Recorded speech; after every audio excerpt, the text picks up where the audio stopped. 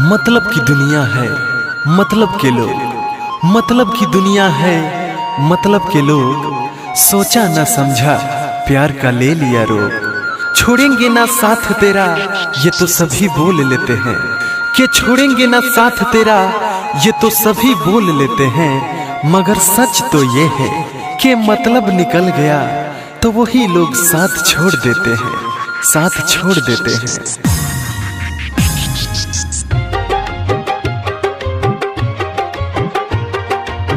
याद तो हर अपना दिल में दबाई के रोइले रोजो रतिया में असुआ बहाई के रोइले रोजो रतिया में असुआ बहाई के गइलू भूल काहे हमके ससुरा जाई के रोइले रोजो रतिया में असुआ बहाई के रोइले रोजो रतिया में असुआ बहाई के।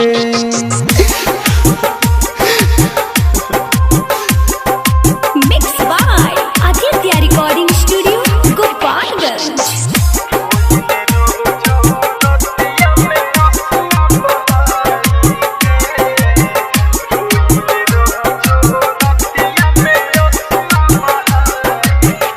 बात याद बोला कि ना बहावे ये जा सुना।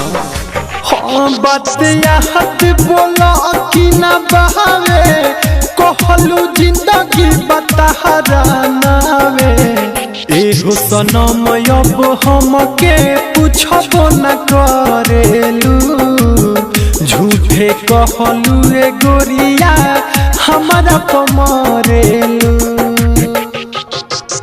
चल जालू रोज सपना में तू तो सताई के रोइले रोजो रतिया में असुआ बहाई के रोइले रोजो रतिया में असुआ बहाई के।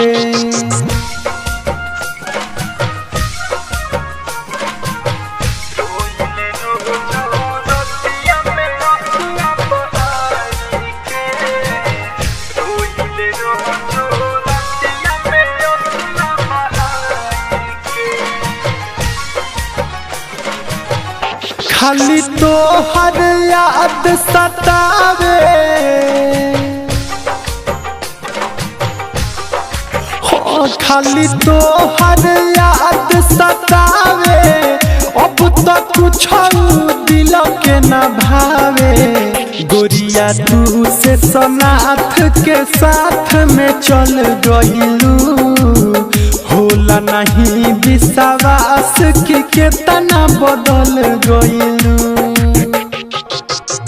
तोह से कहेला दीपकवा दर्द सुनाई के रोइले रोजो रतिया में लोरावा बहाई के रोइले रोजो रतिया में असुआ बहाई के गइलू भूल काहे हमके ससुरा जाई के रोइले रोजो रतिया में असुआ बहाई के रोइले रोजो रतिया में असुआ बहाई के।